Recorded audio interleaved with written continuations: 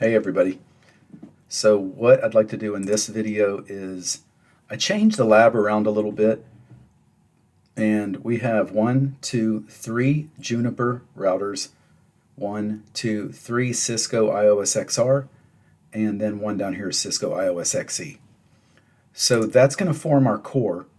I want to just start from factory default and show how everything builds upon itself. First, we configure the interfaces, and then we configure loopbacks. Then we configure an IGP. We're going to use a simple OSPF single area. Then we're going to enable MPLS, label distribution protocol. Then we're going to enable multi-protocol BGP. Then we're going to turn on VP and V4 address family between two PEs. We're not going to do it for the whole lab. Let me show you again. We have, 1, 2, 3, 4, 5 customer edge routers. I just put some Cisco IOS routers out there. But you know what I'm going to do? I'm going to start with router 1, Juniper, and router 4, Cisco XR. And we're going to use those two just to get comfortable with two PEs, a Juniper PE, an IOS XR PE, multi-vendor, and doing VP and V4 between them, so that then we can build upon that and enable VRFs and turn on route distinguishers, import and export route targets, and then we can see those two customer routers. I've got it drawn back here. Then we can see those two customer routers, customer edge 1 and customer edge 3, be able to communicate with one another over this private routing domain. In later videos, we'll go ahead and grow upon that and add another second VRF, a second customer to the service provider, so a second tenant, and we'll show that overlapping address space. There's no problem there using private routing domains. And so we're going to go from there, okay? I want to pause for a moment and say that if you want some entry-level, associate-level training and concepts for CCNA in the Cisco route, or jncia-Junos in the Juniper route, check out some of my other playlists where I am going through creating some content and some videos for those two certifications, all right? Okay, I'm not going to spend too much time on this other than to show you that router 1, 2, 3, the Juniper routers are all in factory default. The 3 XRs are in factory default, waiting for that root account to be created. And router 7 IOS XE is also in factory default. Yeah, and the reason I'm not going to spend too much time on some of these items is I've created videos for them already. I'll put those in those little pop-out cards over here if you want to click on that and have the drop-down thing. And I'll try to link you either there or in the comments below to see previous EVNG labs that I did just using 1 or 2 nodes and turning those up, and a little more detail of getting a router out of factory defaults, and some of those details as far as turning up IP addresses on interfaces, and some of the things that I'm just going to try to get through more quickly in this video. You can go elsewhere and find out that, okay? Okay, I'm going to show the loopback addresses. Here's how I configured them in Junos, XR, and XE. All right, so I just wanted you to have a record of how I did that. This is router 3's example, this is router 6's example, this is router 7's example. So I've got all the loopback addresses configured on all the routers. Okay, now let's look at how we configure the IGP, the Interior Gateway Protocol, OSPF v2. That would be IPv4's version of OSPF. Here's how you do it in Junos. To configure the router ID, it's actually a set routing options router ID. So this is an example for router 1. Then to configure OSPF, it's set protocols OSPF, area, the area ID, interface, and that's it. Now, you can be passive on your loopback interface because you don't need to establish neighbors there. That's how you do Junos, commit the config and exit out. Here's how we do IOS XR. config, go into the process stanza for OSPF, process ID 1, configure the router ID. You got to put it in address family IPv4 unicast. You drop into the area stanza. Area 0 is the same thing as area 0.0.0.0. This really ends up being a 32-bit number. You could put a sniffer on it, look at the packet, it ends up being a 32-bit number. The loopback is passive enabled, and then there's our east and west interfaces around the ring. Commit the config and you're done.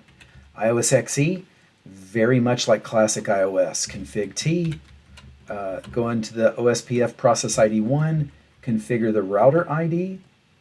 Now, the network statements take on a different purpose than XR. XR is very interesting. I'm backtracking a little bit here.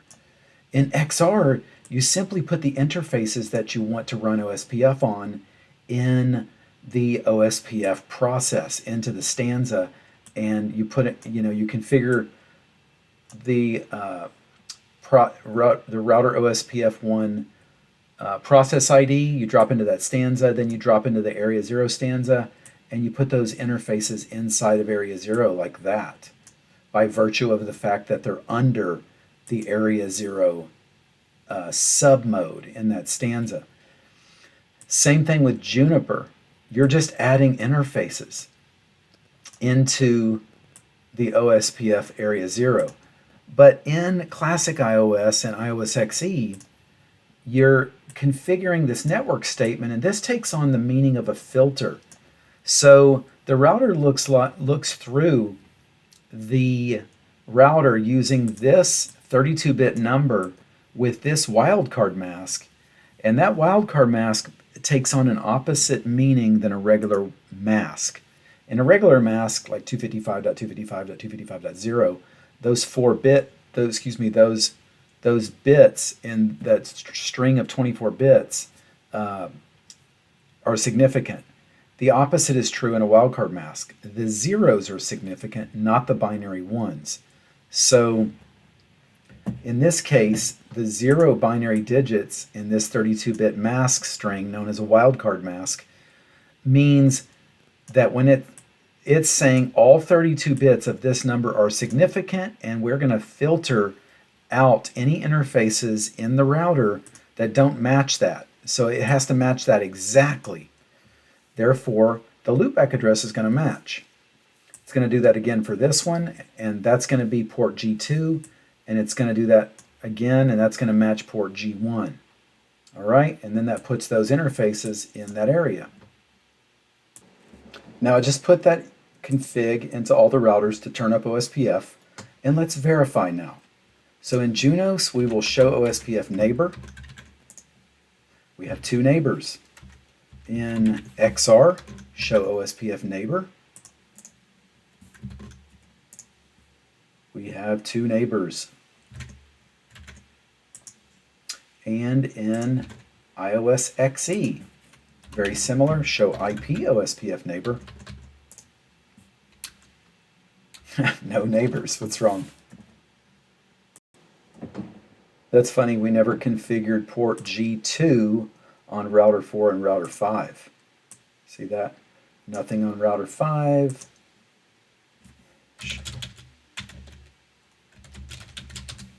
And nothing on router 4. Stand corrected, it was port G0002 to be exact. Now that I've got those interfaces configured, look at this. We have log messages that pop up on the screen immediately showing I am full neighbor state on both of those interfaces. So let's look at that again. Show IP OSPF interface, show IP OSPF neighbor, and we have two neighbors on router 7. Okay, now we're going to MPLS enable our core. The picture back here shows our core that we're working with, and it shows our two customer edge routers that we're going to be putting over a layer 3 VPN when we get to that point in the process. At this point, this is the service provider network. and we have enabled the IGP, OSPF, area 0, and now we're about to MPLS enable this core. So the thing to know is that OSPF is neighboring on all these connections and advertising loopbacks. When we enable MPLS, label distribution protocol, that's a control plane and a forwarding plane thing that we're doing.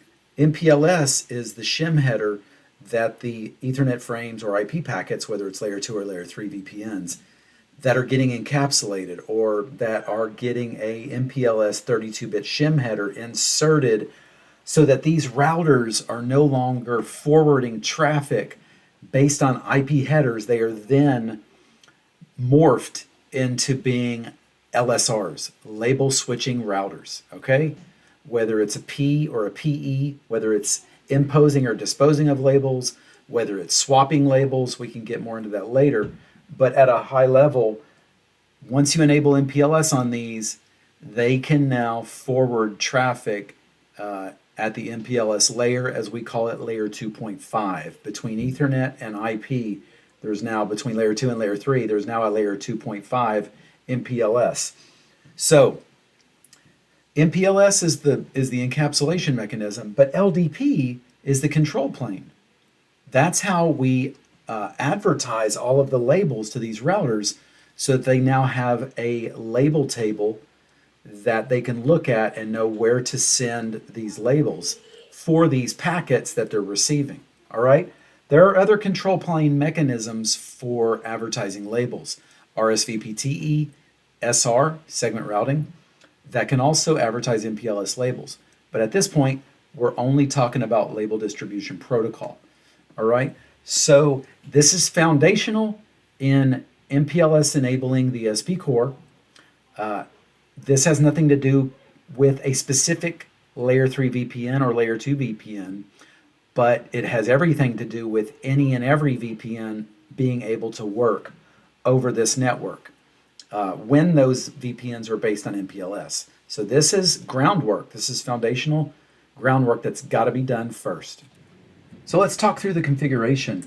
In Junos, enabling MPLS and a control plane advertisement mechanism, in this case LDP, is like a three-step process. You configure the protocol LDP, you configure the protocol MPLS, and then you also configure the interfaces with the family MPLS in order to encapsulate, in order to forward MPLS encapsulated frames or packets. That will be a big gotcha.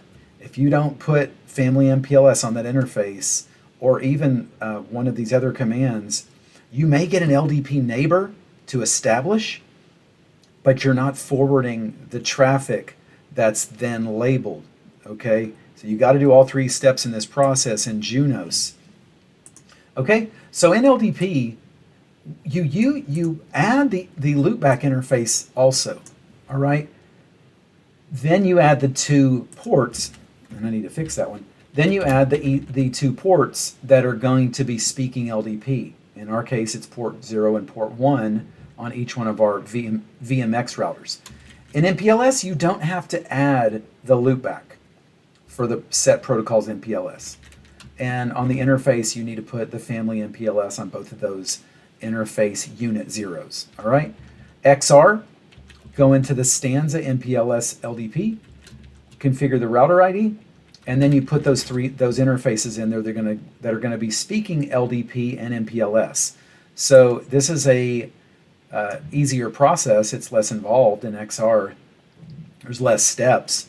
And of course, on router 6, we only need port 0 and 1. It's routers 4 and 5 that have this port 2 that needs to be there.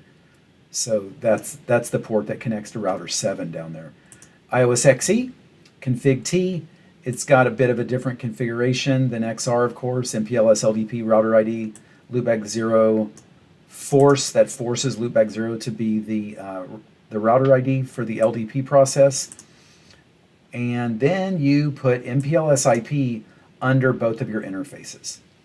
All right, so this causes LDP to start up on all these different operating systems and start neighboring, all right? And then subsequently, excuse me, let me fix this divider.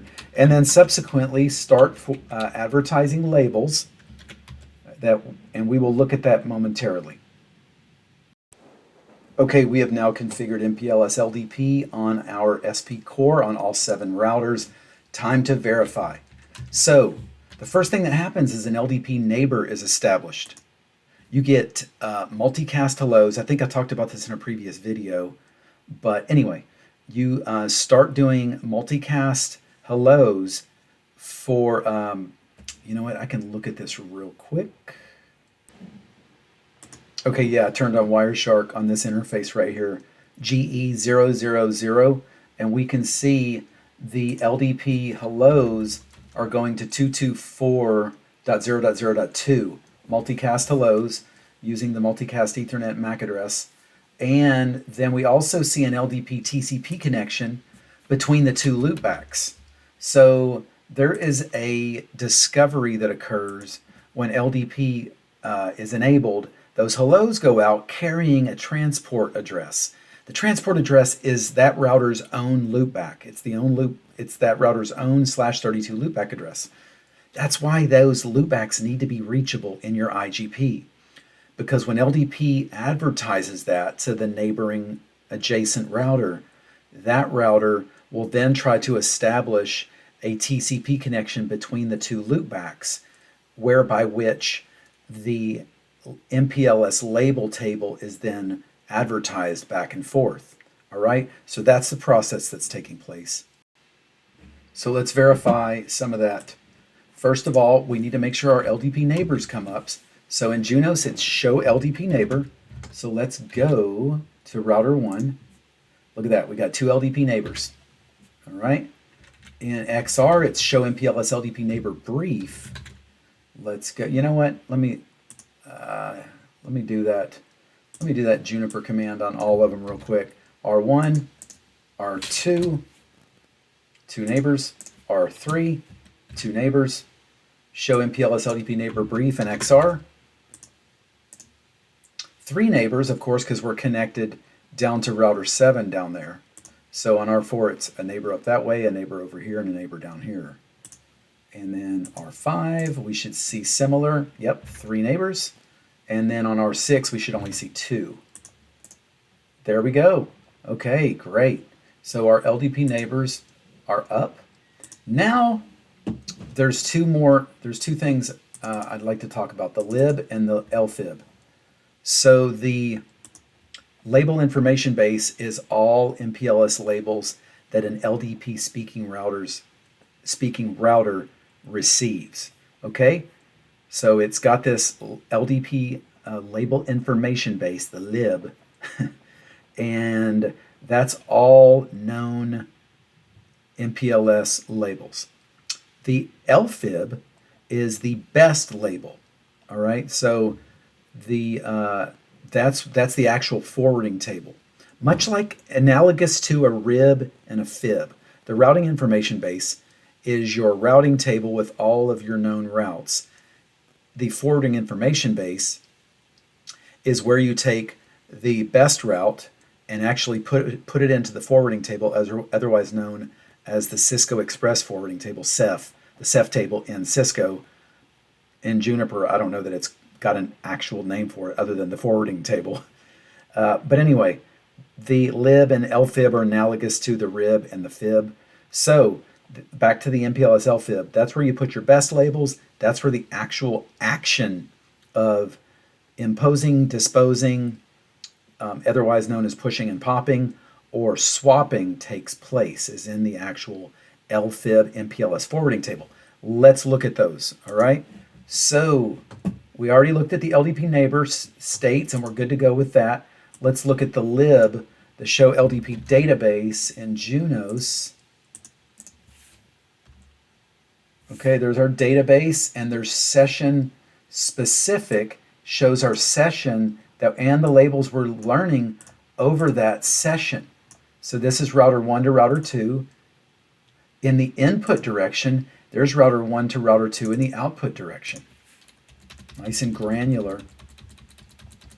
And here's router 1 to router 6 in the input direction, and router 1 to router 6 in the output direction. Okay, so again, we're looking at router 1 over to router 2 or down to router 6, and we have those lib. Okay, let's look at it in XR. Show MPLS LDP binding. Well, you know what? Again, before we move on, let's look at it on R2. So it's 2 to 3. And did I go through that really fast?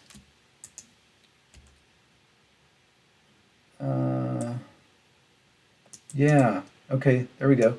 2 to 1, 2 to 1, and 2 to 3, 2 to 3, input and output respectively. Let's look at it on R3. Okay, and let's look at that again. You know, you could grep like that, and it shows 3 to 2, 3 to 2, 3 to 4, 3 to 4, input and output respectively. And there's our labels. So let's look at it in XR. Show MPLS LDP binding. There we go in XR. Wow. Long table.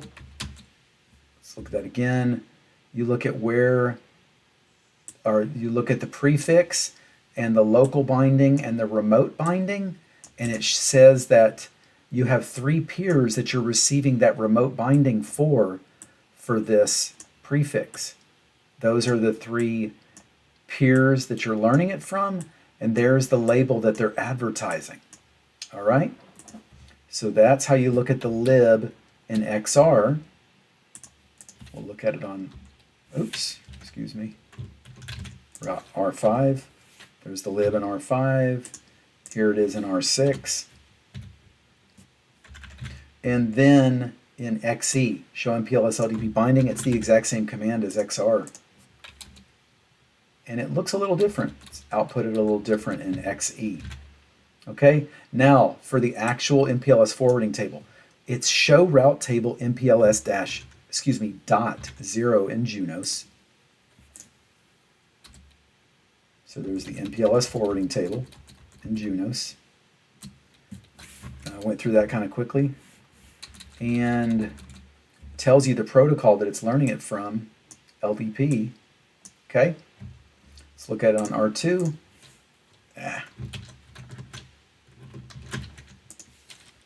There it is in R2. Here it is in R3. So let's look at the lfib in XR, show MPLS forwarding. Show MPLS forwarding on router 5. Show MPLS forwarding on router 6. Let's look at it in XE. It's the same command. Pretty sure it's the same command. Yep. There we go. So that's the LDP and MPLS information and how to verify it. And I'm sorry, I don't think I ever showed the LDP neighborship in iOS XE. Show MPLS LDP neighbor. And there we go. Can we look at it brief? I don't think we can, but you can include peer. And there you go. It's kind of a brief output. All right, this is getting good. The plot is thickening. We're getting closer to layer 3 VPN, CE to CE, customer to customer being up and running. Now, we've got the IGP, we've got the MPLS functioning label enabled core. Now we need to do multi-protocol BGP. Now the thing with multi-protocol BGP is you don't need to run it on every router, okay? Up to this point, the things that we've done needed to be done on every router in your core, pretty much, okay? You needed IGP routing. You need to be able to swap labels and impose and dispose of labels or swap labels, okay? That's something that needs to happen on every P and every PE, okay? Provider edge is the place that you connect to customers. A provider box is a box in your core that doesn't have a customer connection. So a provider box, I think I've talked about this in my SP architectures overview videos. that a provider box, once again, needs to be able to swap labels, but it doesn't need to impose and dispose of labels. Never mind PHP. We'll talk about penultimate hop hopping later. But right now, we're talking about MP-bgp, multi-protocol BGP. This is where we get to the point in building out your core where multi-protocol BGP really must be on the PE. So we're going to have multi-protocol BGP right there, and we're going to have multi-protocol BGP right there to make VPNs possible between that customer and that customer. Will you ever need multi-protocol BGP on these other ones? Yes. Two cases. One I've already stated. If you ever hang a customer off of that and you see in the lab that we have customers on router 2, router 5, and router 7. So ultimately we may go ahead and do that also. But for now, I just want you to know where you got to have things, where, why do you need them, what are they for, and I like to know the bare minimum that I need in my network to make something work. I don't like to put too much configuration where it doesn't need to be placed. I like to do as little as possible to get something working without overcomplicating my configurations, all right? So keep it simple. So anyway, with all that said, multi-protocol BGP needs to be here and here. The other case where you would have multi-protocol BGP running elsewhere is if it's a route reflector. We're not going to talk about route reflectors right now. We're going to keep this simple. We're going to neighbor multi-protocol BGP from here to here, bring up VPN v4 so that we can then turn up the VRF to make this customer's VRF functional. So about route reflector, we're not going to get into the details, but if we ran a route reflector over here, then you would be neighboring without route reflector from your PE to there and from this PE to there, and it would reflect routes for you. All right, so we'll get into that later. So just wanted to give that overview briefly before we start digging in. Okay, let's get into this. We're going to do MP-iBGP, multi-protocol IBGP between router 1 and router 4. And here's the config. Router 1 is Junos, router 4 is XR. All right. And let me mention something real quick. Decades ago, BGP was by default IP version 4. Okay, there was no real multi-protocol associated with it by and large. The main use of BGP was to route the global backbone of the internet IP version 4. We didn't even say IP version 4 back then. The reason we say it now is because IP version 6 is very much of a reality. And so you have to qualify between the two. But back in the day, BGP advertised NLRI, network layer reachability information, for IP version 4. Fast forward to today, my gosh, BGP, somebody said BGP is like a garbage can. You throw they're throwing everything inside of BGP these days. It's really a highly capable routing protocol. And as you will see with VPNs and various other things, BGP is being used to do all kinds of stuff. Hence, address families. There's families of addresses that BGP carries, one of which is VPN v4. I keep saying that. Virtual Private Networking version 4, meaning IPv4 over a layer 3 VPN. That's what that is. And there's something known as a VPN v4 address. We'll get into that a little bit later. But that's why we qualify BGP now as MP-bgp. It's multi-protocol. It's multi-protocol because it carries, my gosh, multicast for VPNs, V6 for VPNs, V4 for VPNs, EVPN, Ethernet VPN. These are all different address families. L3VPN, VPLS, or VPWS. I think BGP carries flow spec. There's various other things. All right, so that's the deal. Now, another thing, BGP was usually always associated with, BGP is absolutely associated with a local autonomous system. That's an AS number. Now, BGP was for routing for the public internet to exchange routes between public autonomous systems. I almost said administrative systems. Autonomous systems. So an autonomous system is a network under a single administrative authority, a single controlling authority or group, being the network engineers that handle this network would be a single group of people. It's like a company or a single provider. So this would be known as an AS, an autonomous system. All right, now all that to say, we're not going to get deep into IBGP and IBGP and EBGP right now. Maybe I'll do something like that later when I do a EBGP video, but this is very much intra-AS, intra within, inside, intra-AS VPNs. And so these are VPNs inside of one service provider, okay? When we start talking about inter-ASs, between ASs, with VPNs or BGP going between, we'll get deeper into that. Within a service provider, when you turn up BGP, you need to use an AS number, okay? So when you turn up BGP, you need to use an AS number, period. My point that I wanted to make here is, before we dig in and start configuring it, is BGP AS numbers are given like IP addresses from your regional internet registries. There's about five of them around the world. The American Registry for Internet Numbers is for North America. Yeah. LACNIC is for Latin America, I think South America. APNIC is Asia Pacific. RIPE is for Europe. AFRINIC, I think, is the African NIC. There might be another one. So there's like 5 or 6 of them. So you would go to your local RIR, Regional Internet Registry, in our case, ARIN, kind of like my name, Aaron. And then if you're going to advertise routes via BGP from this AS outside of your AS, you're going to need a public AS number.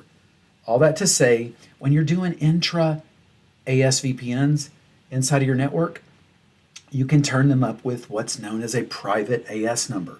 The private AS number space is 64512. I scribbled my 5, sorry. All the way through 65535, I believe. I don't think it's 6. Check me on that. Leave me a comment if I got it wrong. 64512 to 65535. So when you're turning up your VPNs inside of your, when you're MPLS enabling your core and turning up BGP inside of your AS, you can use a private AS number.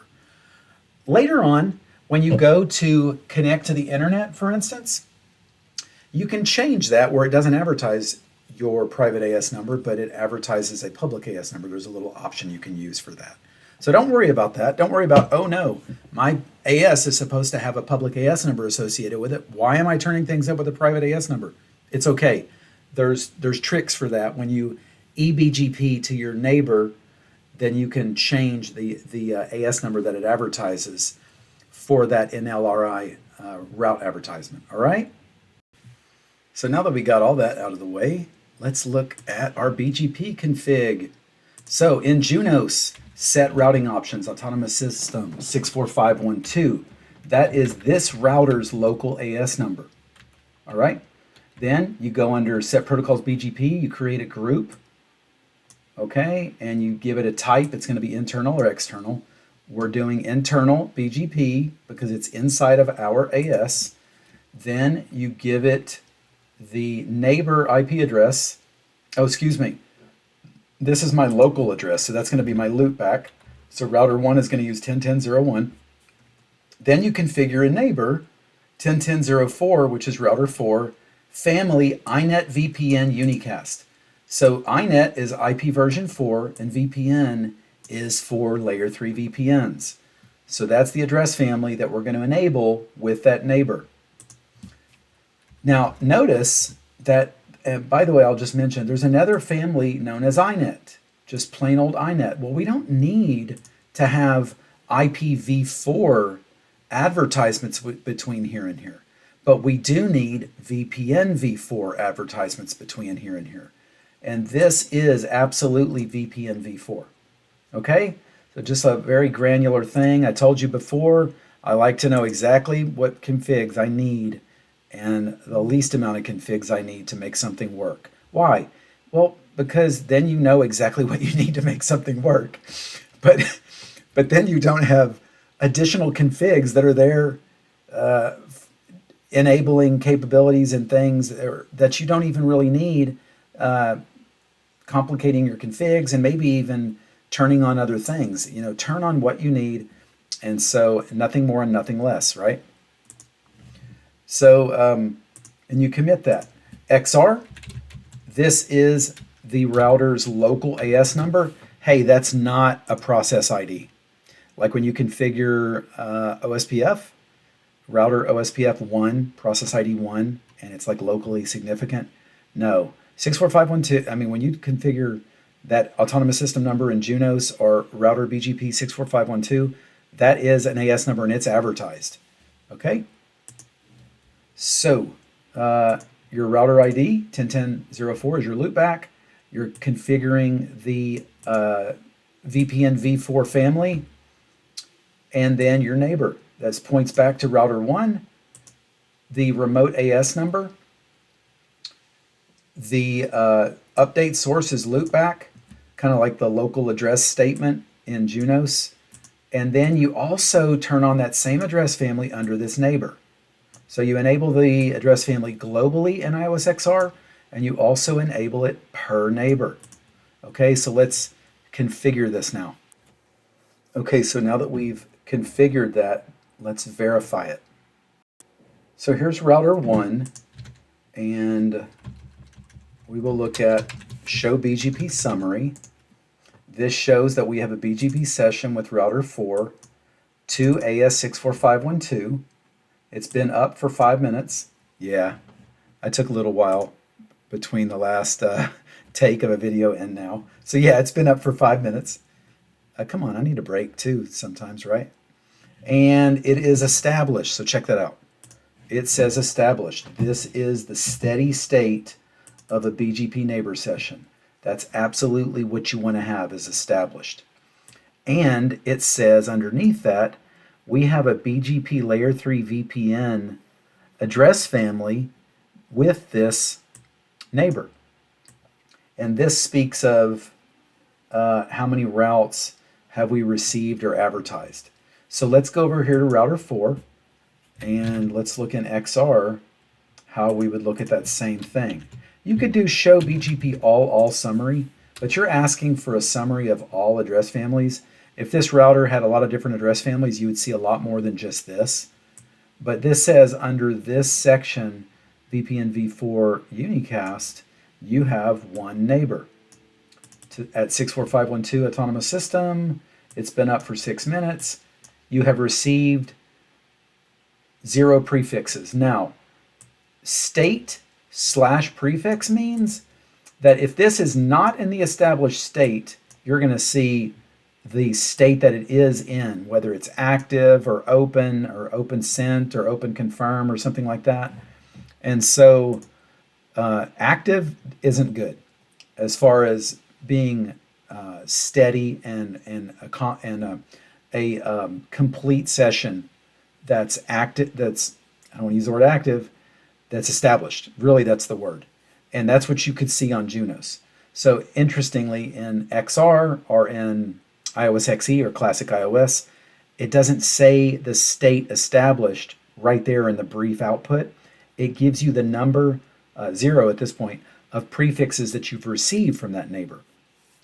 You can look at the neighbor session in more detail and you can see the word established. But on this summary output, you don't see the word established. So if the word established is not there and there's no other word but there's a number, that means it's established. All right, so let's look at that. There's another command, show BGP VPN v4. Oh yeah, let's look at that.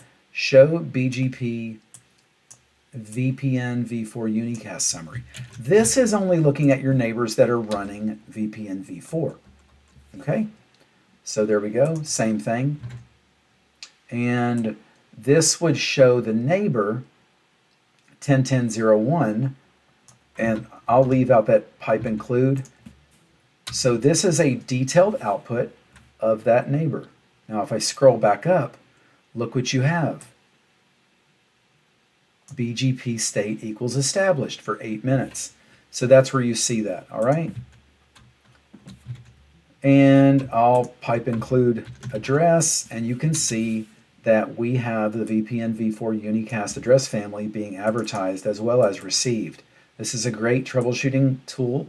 This way you know you're not only advertising it, but you're also receiving it, because you have to advertise and receive that capability in order to have a functional VPN v4 address family between those two BGP neighbors. All right? Okay, so at this point, we've laid a lot of foundational things that need to be in place before you can turn up the actual per customer VPN. In this case, we're turning up a layer 3 VPN, and it's for the two CE routers that we've been talking about. So there's a few concepts that go along with this. We start talking about virtual routing and forwarding, VRF. It's a virtual routing table that's isolated for this customer. Okay? Up to this point, or even for years, decades, before MPLS layer 3 VPNs were a thing, the routing table as we knew it in a router was one. It was the core default routing table. I didn't say default route. I mean like the default, like it is the routing table. It's the only routing table, really. And so with the advent and invention of layer 3 VPNs, you now have a virtual routing and forwarding table that's virtualized and separate from that core routing table. Okay, so now you have virtual ARP caches, you have virtual CEF forwarding, Cisco Express forwarding, virtual forwarding tables for that. You have the virtual RIB, the virtual routing information base, that routing table that I just mentioned that's per customer. Okay, and so this is very much isolated from the core routing table of the router. Now, I'll make an analogy. VRFs are to routers what VLANs are to switches, pretty much. So for years back in the day, a switch was a single bridge domain. It was a single MAC table. Any Ethernet frame that came in any port on a switch was subject to the global or only bridging table, MAC address table.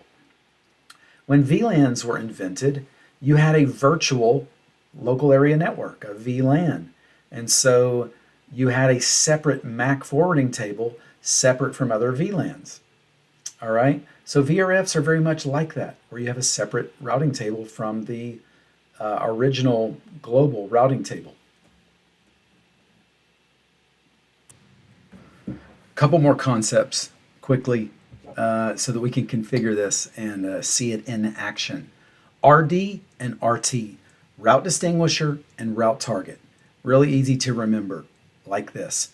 Just remember the route distinguisher is a number that distinguishes between routes. Okay, so the deal with the route distinguisher is if you have, we just have one layer 3 VPN that we're going to do here. But if you had another one, and we're going to do that later on in a later video, so look out for that one, okay, so that you can see what this looks like when you have overlapping address space or identical duplicate address space, which would normally not be a good thing in an IP routed network, be quite confusing to the intermediary service provider routers and how to route to overlapping or duplicate subnets. Not with layer 3 VPNs. The route distinguisher is what makes customer routes unique. So a 32-bit prefix, a 32-bit IPv4 address that's coming from this router is prepended with a 64-bit RD, route distinguisher. So the 32-bit IPv4 address gets a 64-bit route distinguisher in front of it, and total is a 96-bit VPN v4 address. All right, so that's what a route distinguisher is. So There's a couple different formats for route distinguishers. We're going to use the one that's a 32-bit IPv4 looking number, colon another number, and that's a 64-bit string. And I'll tell you my nomenclature or my convention that I use in my network when I configure RDs, and I'll show you that. And then there's another RD for this one over here, okay, that makes these routes unique also. So when you go and do this for another VPN, you would use a different RD so that routes learn from a second customer. If they're the same 32-bit IPv4 address, you use a unique RD for those routes so that in total, the 96-bit string is unique between those customers, made possible with that 64-bit leading route distinguisher, okay? Now, RT, the route target, is a BGP attribute. We'll get into BGP attributes like it's alluded to earlier whenever I do a BGP video on iBGP and eBGP and all the attributes that BGP has that it attaches to NLRI, basically the route update. A lot of BGP attributes used for a lot of different things, one of which is known as a community attribute. Now, in MPLS-based Layer 3 VPNs, it's actually called an extended community attribute, but it's very much the same as, it's an extension of the community attribute that BGP uses in the internet. All right, so an RT, a route target, is actually an extended community attribute. So that when you share, when two PEs import or export a common route target, RT, community extended community attribute, then they will then take those routes that they learned if they are importing and exporting a common set of RTs, they'll take those routes, put them in the appropriate customer VRF private routing table, and boom, you have the Layer 3 VPN. Okay, just need to know this. The route that we learn from customer edge 3 over here gets the route distinguisher that we talked about earlier. When that route gets sent over that BGP session as a VPN v4 prefix, the RT attribute gets attached to it as an export. You're exporting the route. It's easy. So as a route goes in this direction, it's being exported. Okay? When that route shows up over here, the number that you need over here to bring that route in to this routing table here is an import. You know, it's like you're importing apples or some product from some other country. They export that apple. You need to import that apple. Okay? So I'm exporting routes and you need to import that route. And so you need to know what export route target, the export RT number, if it's 1:1, is the import RT number 1:1 over here. And the opposite is true. As this router as this PE takes these native IP prefixes and puts them into a VPN v4 address, we already talked about that. But as it exports them, if it's also 1.1 or whatever it is, that action becomes the import on this PE. Okay? So, okay, I cut the video there for a second, but it's common to use the same 1:1, for instance, or whatever number you pick for your import action as well as your export action. But it's just very important to know that they're two separate activities. So the RT number for importing is absolutely what was exported on another router, and vice versa. Whatever you're exporting is going to need to be matched when you import it over here. All right? Now, one more concept, PE-CE routing. PE to CE routing. What do I mean by that? This is a PE, this is a CE, provider edge and customer edge. So here's the deal. This is just native, normal IP routing over here. The handoff between the CE and the PE is normal IP packets and routes. And so the PE to CE dynamic or methodology is, what is meant by that is, how is the PE learning about the customer routes? How is it learning about them? Is it learning about them through a static route, which isn't learning at all? You're configuring the PE with a static route. Or is it a connected route, like a direct route? And that's what we're going to do in our lab. A very simple PE-CE schema is just going to be whatever this subnet is here, that's the extent to which we're going to do PE-CE routing. But if there's an extensive network back here with all kinds of other routers, you know what I mean, and they're connected together, and they've got all kinds of LANs back here, and in this customer network, they're using OSPF, and we need to learn about all these different subnets. You know, you could point one overarching CIDR or prefix that would reach all those. You could do that. Or you might choose to run OSPF and learn about these routes via OSPF. In that case, the PE-CE routing schema would be OSPF. Now, you just need to know that from here over, there's nothing special really as far as the layer 3 VPN goes. In the PE, if you're configuring OSPF or you're configuring an IP address on this subnet, everything is done per VRF. Okay, and so we're going to get into that. All right, let's do this. So now that we've got some of those concepts understood, in Junos, okay, so you know what? I'm going to tell you real quick. We're going to use 1.2.3.0/24 between router 1 and CE1 and 2.4.6.0/24 between router 4 and CE3. All right, I'm going to bring those routers up real quick and get them configured. Okay, I got those two CEs configured, and they are pinging their respective provider edge. And so we're going to go and configure those now. So in Junos, well, we already know how to configure an interface. Here's how to configure a VRF. It is set routing instance. This is what we're going to call our VRF. Now, that VRF name, ONE1, is locally significant. That name does not have to match the VRF configuration on, for instance, router 4. It is not communicated in a BGP advertisement or anything like that, okay? What's communicated is technical specific things like RT numbers, route distinguishers, the prefixes, and all that. But the routing instance or VRF name is locally significant, all right? So let's get back to that. Instance type, VRF. We're putting this interface in the VRF. We're putting port 6 into the VRF. We're giving our local router a route distinguisher. It is 64 bits. This is the format we're using.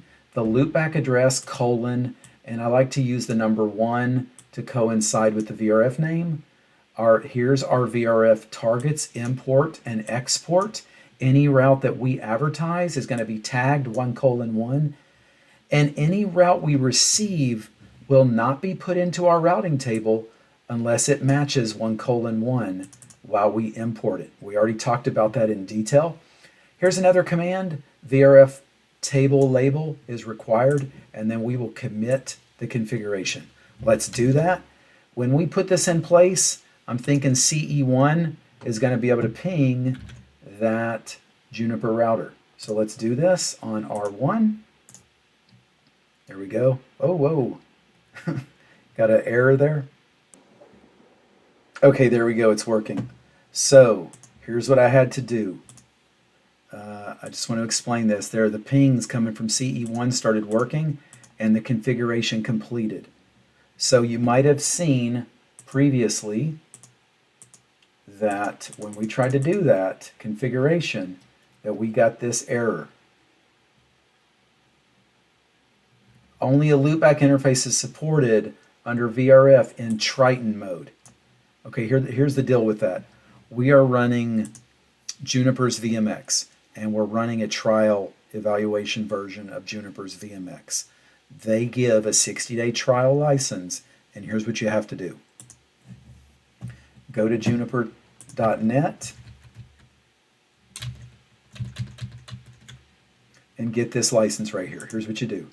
Juniper.net, do a search on VMX. There's how to download the software, but when you retrieve the license key, when you click that, this comes up. Copy that, go back to the command line of that router, and here's what I had to do. Request system license add terminal. Paste it in right there. After you paste it in, hit the enter key, and then when your cursor is on a new line, hit a Control D again, and then it will successfully add that license. You want to see no errors. All right? So again, request systems license add terminal. Paste it into there, hit the enter key so your cursor goes down to a new line, then hit Control D, and you're good to go. All right? Once that occurs, run show system license, you actually see this really extensive license capability, and it says a lot of things are 59 days or 60 days. Juniper eval license, there you go. All right, before that, you don't see any of this. I think I have that up here on the screen somewhere. There it is. That's all you see before you put the license in. Licenses installed? None. All right, so let's get back to where we were. So at this point, we've only configured the Juniper side. Router 1 and CE1 can ping its respective PE. So let's get back to where we were. Let's do the XR side.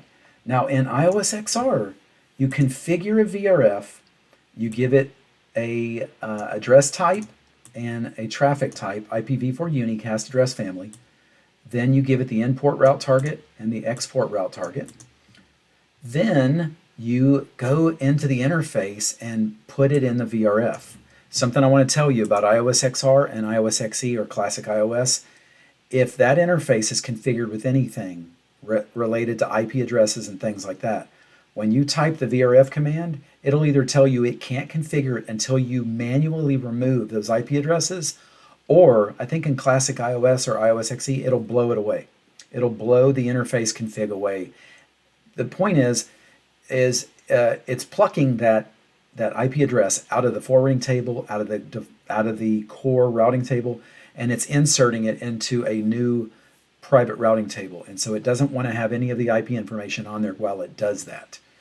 So that's why in our lab, I don't configure an IP address until after I configure the VRF statement. Okay, and then you go under router BGP, you configure VRF, the route distinguisher, then you give it an address family and a traffic type, and you redistribute connected routes. Now, interestingly, in Junos, redistributing a connected route, and I'll even add this, redistributing a static route is automatic in Junos. If you have a static route or a connected route in a VRF, they're automatically advertised through multi-protocol BGP to any neighbors that you have. Okay? Not so in iOS XR or iOS XE. You have to use a redistribute statement. So let's do this. Let's put that in to router 4. And okay, that's the VRF. Let's go into the interface. You know what? And I'm gonna go ahead and start pinging.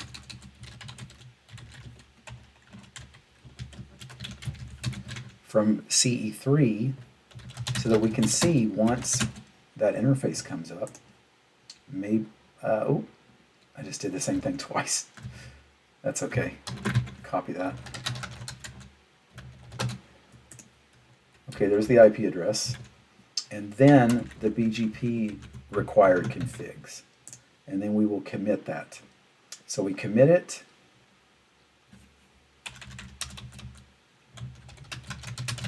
Let's get out of here. Get out of config mode. Okay, so now we're going to do some verifications. There's our pings. Check it out. So we are good from here to here. We are good from here to here. So let's do some verifications and see if we can ping all the way through. First of all, you know what? I'm going to go to the CE3 right here. Now I gave these two CEs a default route, so we should be good from the CEs. Let's just go ahead and try to ping all the way across. Hey, we're good. So we can ping all the way through. Let's do a trace route. Let me do that numeric. Turn off resolution. We are trace routing through our MPLS core. Check it out. So at this point, we have end-to-end CE to CE connectivity. We're good to go. Let's do some verifications here. Let's start with the Juniper router. R1, show routing table. Now you'll notice you have a BGP layer 3 VPN table, and you also have a customer specific VRF routing table. Let's look inside that routing table. If we look in here, we have a direct route and a local route for the 1.2.3 subnet. We also are learning via BGP a 2.4.6.0/24 subnet. All right, and check it out. We have some MPLS push actions where we are where we do a double tag pushing of the label. Okay, so the core label as well as the VPN label is getting pushed at this point.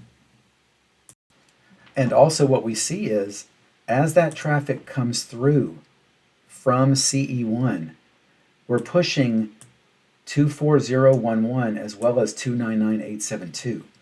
So let's look at 24011. If you go over to router 4 and you look at the forwarding table, the lfib, you see that there's an aggregate VPN route of 24011. So that's advertised over multi-protocol BGP to router 1 such that it knows it needs to push that label onto those packets as they come through in transit to CE3. Now, as you can see here, though, there are actually two next hops going through port 0 and port 1, and they each have their own set of labels. Of course, they have the same bottom label because that's the endpoint, the VPN endpoint on provider edge 4, but this transit core label is different. And so if you look at our diagram or our topology, from router 1's perspective, to get to router 4 is equally reachable. You have 1 hop, 2 hop, and there's the 3rd hop, or 1 hop, 2 hop, and the 3rd hop. So all things being equal with OSPF metrics, it really boils down to a hop count. So we have 2 equal cost routes. Well, what is Junos doing with that? Well, if you look at it like this, type exact, so let's look at that exact route. So there's that one route we're looking at. Active, the active path, it shows both of them, but this one is the one highlighted as it's pointing to this one. Now, the way that you find this in the forwarding table, where the actual forwarding takes place, is like this: show route forwarding table destination, table 1, the VPN table. Then it tells us that it is in fact using this next hop, 10.10.1.2, which is going out port 0. So it's this top one right here that it's actually using. And we see that 24011, 299.872 is the label stack being used. So if we put a sniffer on port 0000, which I already did, I already opened it up. Here we go. And I think I've got the right one open. I opened up 2 of them. Yeah, I think it's this one right here. We go back over to CE1 and we execute a ping from CE1. let's look at what the sniffer shows. So I'll stop the trace and look at this. I'll click the first ping coming from 1.2.3.2 going to 2461. Oh, you know what? I should have pinged. Well, it's going to be the same, but that's the host, or excuse me, the CE router. You know, here, I'll start it up again. Okay, I started the sniffer again. Let's ping that. Let's look at what we have. And when we compare this to the forwarding table in the Juniper router, 24011 is the top label, or excuse me, the bottom label, and the top label is 299872. There we go. We know 24011 is the bottom label because the bottom of stack bit is set. S1 is the bottom of stack bit. So look at that. There we go. We have double tagging going on, just as double labeling, a two-label stack, which is what you would expect to see in a layer 3 VPN. Something else I would like you to see is when we looked at that forwarding table entry, we saw that this tag 24011 was advertised from router 4, IOSXR. But let's see where we learn 299872 label. If there's another table, show route table, INET3 is the label information base where you're learning all of your labels. MPLS 0 is the label forwarding information base with the best labels. So let's look at INET3, and you can query INET3 looking for provider edge router 4. So if we do that, we see that we are learning two labels on how to get to the loopback address of provider edge router 4, router 4. And so here again, the active label is 299872. This is known as the core transport label, and that is in fact the one we're using.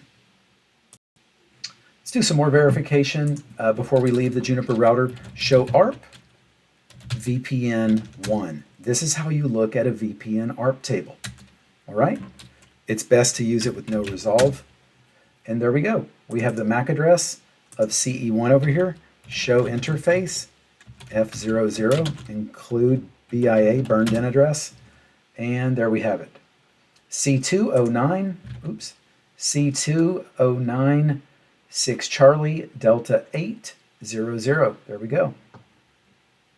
Let's jump over to IOSXR router 4 and let's look. Show route VRF 1. This is our VRF routing table. Locally, we have a connected route 2.4.6.0/24. That's our connected. And our local is in fact our IP address, the /32.